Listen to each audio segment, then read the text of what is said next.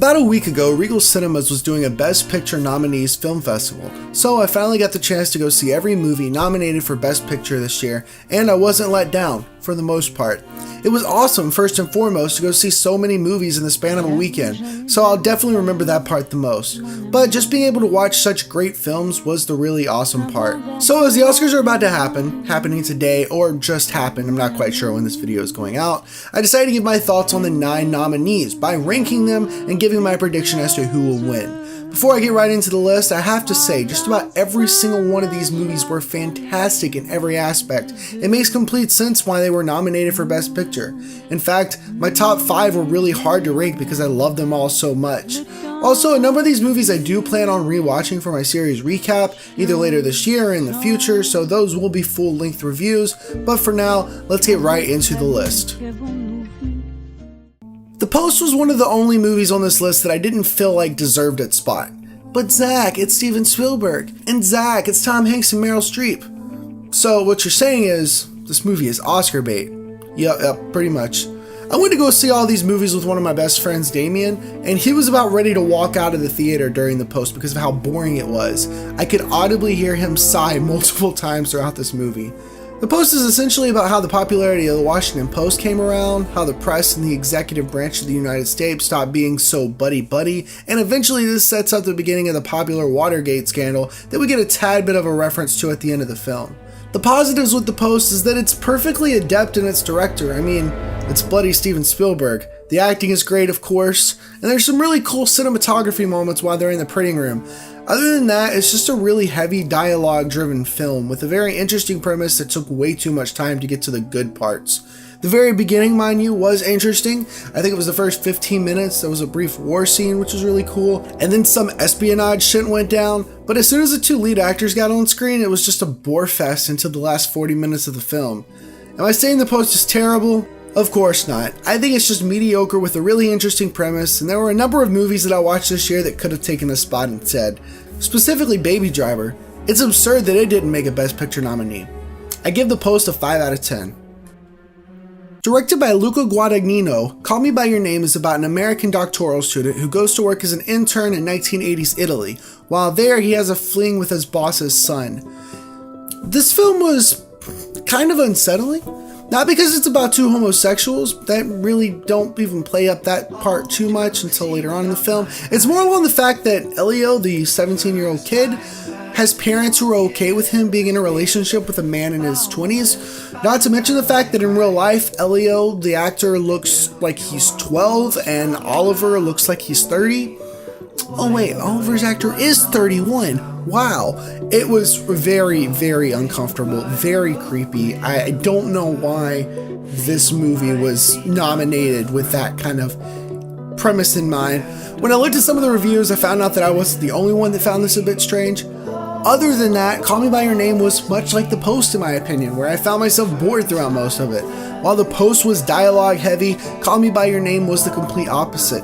I did like the authenticity of 1980s Italy though, and being able to see the shots that come with that was pretty neat. The acting was fine, it just seemed awkward throughout most of it, which maybe that's what they were going for. It was just a very slow burn, and the ending cheapened any kind of message that they wanted to pursue. I give Call Me By Your Name a 5 out of 10. So a lot of these movies I had no idea what they were going to be about until I watched them in theaters. Phantom Thread was one of them. I knew nothing, so when the movie started I had zero expectations. Phantom Thread was extremely interesting to me because for the majority of the movie, not a lot happens, similar to The Post and Call Me By Your Name, but unlike those two, I was extremely intrigued as to what would happen because there had to be something, right? Phantom Thread is directed by Paul Thomas Anderson and it features Daniel Day-Lewis's quote-unquote final performance as a dressmaker in 1950s London who is extremely set in his ways, but he meets a woman, they fall in love, and the film tackles his struggle with letting someone into his life. It's very much a slice of life film. Not a lot happens until a very pivotal moment that you'll know exactly what I'm talking about if you've seen the film. I don't want to spoil it for you though, because it does make the film a lot more complex. Either way, while I thought I would end up bored with Phantom Thread like the previous two films, I actually left it completely immersed in the setting. It's one of those films that I thoroughly enjoy, but I'm not 100% sure why. I think it was because the acting was done very well. Daniel Day-Lewis played his role amazingly. I'm not actually familiar with any of his past roles, but apparently he transforms himself in this movie to play this role really well. The way that the characters interacted with each other was just phenomenal, and that really kept me engaged throughout the entire film. Phantom Thread is definitely a film that while I enjoy it, it's not really on my list of films that I'd rewatch anytime soon, and I'm not really itching to buy the Blu-ray. So I give Phantom Thread a 6 out of 10. Darkest Hour is about Winston Churchill becoming Prime Minister in the midst of World War II and all of his decisions that came before the Battle of Dunkirk, which also happens to be a movie on this list. Churchill is played by Gary Oldman and the movie is directed by Joe Wright. This is one of the only movies that I had a little bit of prior knowledge going into. I knew it'd be a film about Winston Churchill giving speeches, and I was right. I kind of thought that maybe Darkest Hour would end up boring as well, like, the first two. Mind you, this is after I'd already seen the post, but hey, like Phantom Thread, I was pleasantly surprised. Gary Oldman brings a lot of character into Churchill's personality. It showed that while we talk about how great of a man Churchill was in history class, it's clear that a lot of people actually didn't like him, and it was interesting to see his interactions with everyone. There's this really great scene where Churchill goes on a public train and talks to everyday citizens, and they talk about how they would never give up, and they would continue to keep fighting for Great Britain. You kind of have to put yourself in the mindset that this is a film about a historic event, but once you're there, it's an enjoyable experience with a bit of comedy here and a really interesting premise. I'd probably rewatch this sometime in the future, but I'm not really pushing it to see it again anytime soon. I give Darkest Hour a 7 out of 10. Ooh, Dunkirk. So basically, a part 2 of Darkest Hour, we get the Christopher Nolan Dunkirk.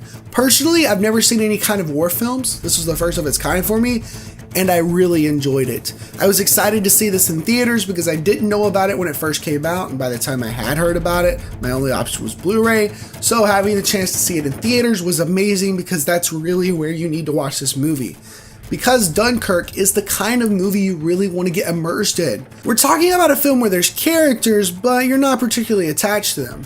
I mean, you don't want them to die, obviously, but you also know that this is a war, and the movie knows that too, so we don't get any backstories, we don't even get really much dialogue. In Dunkirk, the main character is the Battle of Dunkirk. Now, with that being said, I still found it cool to see one of my favorite actors and directors, Kenneth Branagh, play a part in Dunkirk, and I found it extremely confusing to see that a member of One Direction was in the film.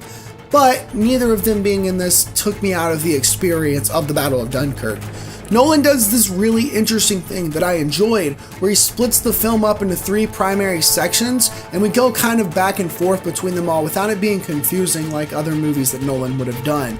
There's this 1 week perspective of the soldiers on the beach trying to escape, the 1 day perspective of a couple of civilians taking their boats to help recover soldiers, and the 1 hour perspective of the Spitfires, essentially broke down into the perspectives of the land, the sea, and the air. It was something that I was a little bit confused with at first, but even then it didn't ruin any of my comprehension of the film at all. The cinematography in Dunkirk was phenomenal. Nolan does this thing where he uses very little CGI, if at all. There really were planes and there really were ships and thousands of real people performing to make this film happen, and it really is a piece of art. There's no doubt in my mind that Dunkirk deserves to be on this list, and I think it'd be really cool for Christopher Nolan to get Best Director as well. I give Dunkirk a 10 out of 10, and we still got 4 more films left. Lady Bird is a coming-of-age story directed by Greta Gerwig, focused on the relationship between a mother, played by Laurie Metcalf, and her daughter, Saoirse Ronan. This is another one I had no knowledge of coming into, but when I left the movie, I thoroughly enjoyed it. Lady Bird is a comedy first, but it definitely has a lot of touching moments all the way till the end. We get Lady Bird. Her real name is Christine, but she insists that everybody call her Lady Bird. It's her senior year at a Catholic high school in Sacramento, California. She has a pretty decent situation at home, but she's always craving more, like an Ivy League college and a bigger house. And for the most part, she's kind of just an ungrateful brat, which means that she's constantly getting into it with her mother. What we see in this film is that it's just as much about the mother as it is about Lady Bird. And that's kind of what makes this one special. It's cute, it's funny, the directing's fine, the cinematography is nothing special, but I never once felt like this film was missing something. I give Lady Bird a 10 out of 10. Get Out is the only film on this list that I've now seen twice, once with some friends on Blu-ray and the most recent times in theaters. I know most of the time it's the other way around.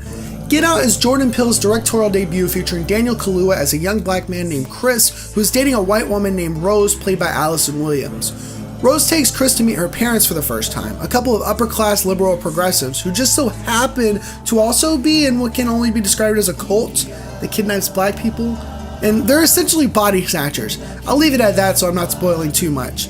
This film is almost the perfect mix of comedy meets psychological horror. We don't get too much of your traditional horror until the second half of the film, but it's all the little things that adds up to make you extremely uncomfortable, especially if you've already seen it once going into it.